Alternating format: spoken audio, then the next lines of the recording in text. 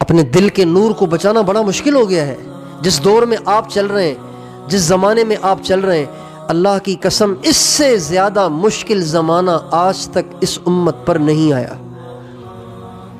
اس سے زیادہ مشکل زمانہ نہیں آیا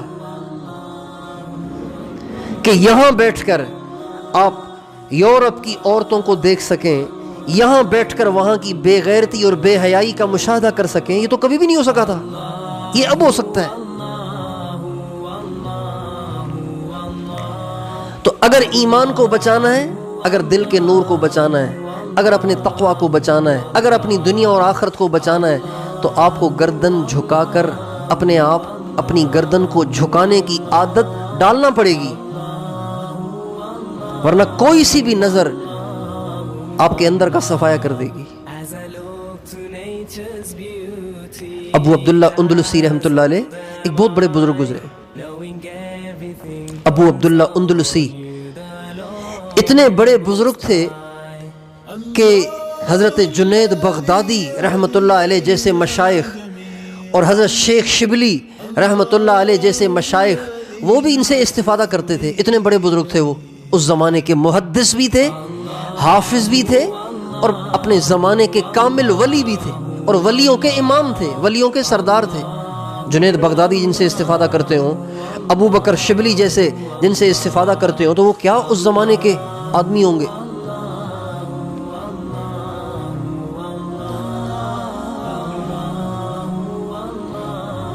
ایک دفعہ جا رہے تھے اپنے مریدین کے ایک بہت بڑے مجمع کے ساتھ جا رہے تھے، تو ایک لڑکی پہ نظر پڑ گئی، ایک عورت پہ نظر پڑ گئی.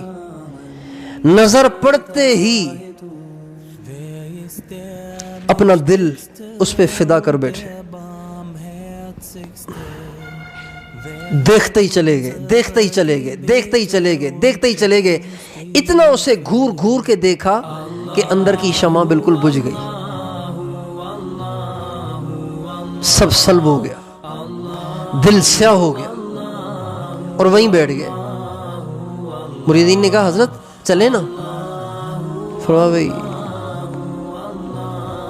تم جاؤ، ہم نہیں جائیں گے یہاں سے. کہا حضرت کیا ہوا؟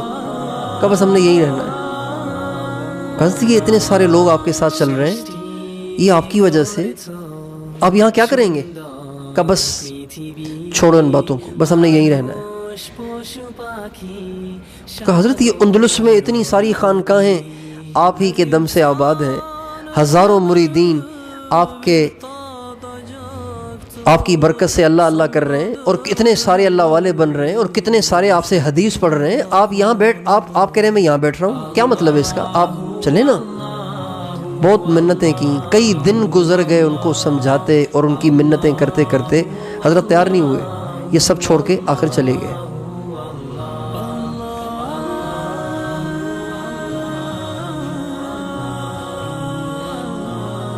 جب یہ چلے گئے تو جس لڑکی پہ ان کی نظر پڑ گئی تھی وہ تھی عیسائی.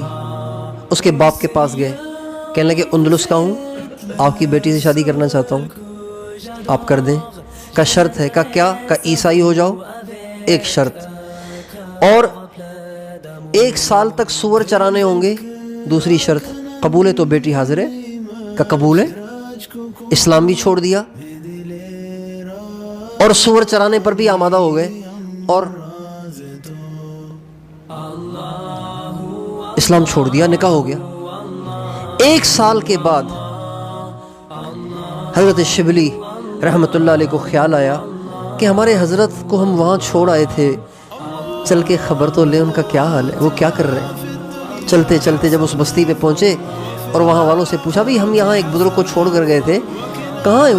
یہی ہیں کہیں اور ہیں؟ کہ یہی ہیں. کہ کیا ہوا ان کا، کیا کر رہے ہیں یہاں پہ؟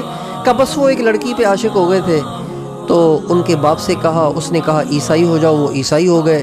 انہوں نے شرط لگائی کہ خنزیر چراؤ، تو ابھی وہ خنزیر چرانے گئے ہوئے ہیں جنگل. حضرت شبلی کے تو پاؤں تلے زمین نکل گئی، زار و قطار رونے لگ گئے، بے تاب اور بے قرار ہو گئے، اور چل پڑے جنگل کی طرف. گئے تو جس عصا پہ سہارا لے کر منبر رسول واز کہا کرتے تھے، اسی عصا پہ سہارا لیے ہوئے عیسائیوں والی ٹوپی اور عیسائیوں والا پٹا اپنی کمر پہ باندھ کے خنزیر چرا رہے ہیں، خنزیر چرا رہے ہیں۔ جب حضرت شبلی گئے اور ان کی نظر پڑی حضرت شبلی پہ تو یہ بھی زار و قطار رونے لگ گئے، کہنے لگے شبلی میرے حال سے عبرت پکڑو، اللہ بڑا بے نیاز ہے، اللہ جس کو جہاں پہنچانا چاہے پہنچا سکتا ہے، میرے حال سے عبرت پکڑو۔ خود بھی رو رہے تھے اور وہ بھی رو رہے تھے، پھر فرمانے لگے شبلی میں اپنے اختیار میں نہیں ہوں، میں سمجھ رہا ہوں کہ یہ جو کچھ کر رہا ہوں یہ ٹھیک نہیں ہے، لیکن میں کیا کروں، مجھے اس نے خود ہی نے دربار سے دھکے دے کر نکالا ہوا ہے، میں کیسے اندر آ سکتا ہوں، میرے بس میں نہیں رہا واپس لوٹنا، آپ دعا کریں بس، میں واپس نہیں آ سکتا۔ حضرت شبلی نے کہا حضرت آپ کو سارا قرآن یاد تھا تو یاد ہے یا بھول گئے؟ کہ شبلی سارا بھول گیا، بس ایک آیت یاد رہ گئی ہے، وَمَن يُهْنِ اللَّهُ فَمَا لَهُ مِن مُكْرِمٍ، اللہ جسے ذلیل کرے اسے کوئی عزت نہیں دے سکتا۔ وَمَن يُهْنِ اللَّهُ، ایسے ہی آیت حافظ ہیں بیٹھے ہوئے نا، آیت ایسے ہی ہے نا، وَمَن يُهْنِ اللَّهُ فَمَا لَهُ مِن مُكْرِمٍ، اللہ جسے ذلیل کرے اسے کون عزت دے سکتا ہے۔ کہ حضرت آپ کو ہزاروں حدیثیں یاد تھیں، کوئی حدیث یاد ہے؟ کہ بس ساری حدیثیں بھول گئیں، ایک حدیث یاد ہے۔ کہ وہ کیا؟ کہ من بدل دینہ فاقتلوہ، جو اپنا دین بدل دے اسے قتل کر دو، اسے زمین پہ رہنے کا کوئی حق نہیں۔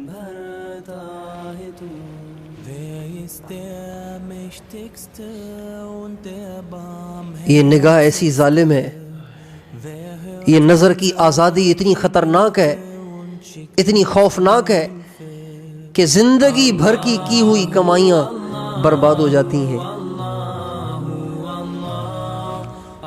بڑی کوتاہی ہے اس میں آج۔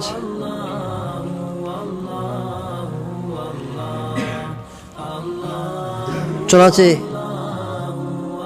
بس آپس میں وہ بھی روتے رہے یہ بھی روتے رہے، جب انہوں نے اپنے آپ کو بے بس پایا حضرت شبلی نے تو وہاں سے اٹھ کے واپس آ گئے۔ اللہ کی شان، حضرت شبلی واپس جا رہے تھے تو راستے میں ایک نہر پڑتی تھی، ایک نہر پڑتی تھی، ایک نہر پڑتی تھی۔ حضرت شبلی تو بھی پیچھے تھے، سامنے نہر تھی۔ جب نہر کے قریب آئے نا تو ابو عبداللہ اندلسی رحمت اللہ علیہ اس نہر میں سے نہاتے ہوئے نکل رہے ہیں اور زور زور سے کلمہ پڑھ رہے ہیں، زور زور سے، چھوڑ کے آئے تھے پیچھے اور نکل رہے ہیں آگے سے، زور زور سے کلمہ پڑھ رہے ہیں اور فرما رہے ہیں شبلی اللہ نے مجھے اپنے دربار میں واپس بلا لیا ہے۔ پھر فرمایا اصل میں یہ جو مصیبت مجھ پہ آئی وہ اس لیے آئی تھی کہ میں عیسائیوں کی بستی کے پاس سے گزر رہا تھا تو میرے دل میں عیسائیوں کی نفرت آ گئی تھی، یہ کتنے گندے لوگ ہیں، دیکھو یہ کافر ہیں، گندے لوگ ہیں، ہم پاک ہیں، مسلمان ہیں، مومن ہیں۔ تو جب میرے دل میں یہ خیال آیا تو اسی وقت مجھے غیب سے آواز آئی، ابو عبداللہ اتراؤ نہیں، یہ تیرے پاس جو کچھ ہے یہ ہمارا فضل ہے، ہم جب چاہیں چھین لیں، اگر کہو تو تجھے دکھا دیں۔ جو ہی یہ آواز آئی تو میں نے محسوس کیا کہ میرے دل سے ایک سفید پرندہ سا کوئی چیز تھی میرے دل سے نکلی اور وہ اڑ کے چلی گئی اور میں خالی ہو گیا اور میں لڑکی پہ عاشق ہو کے کافر ہو گیا۔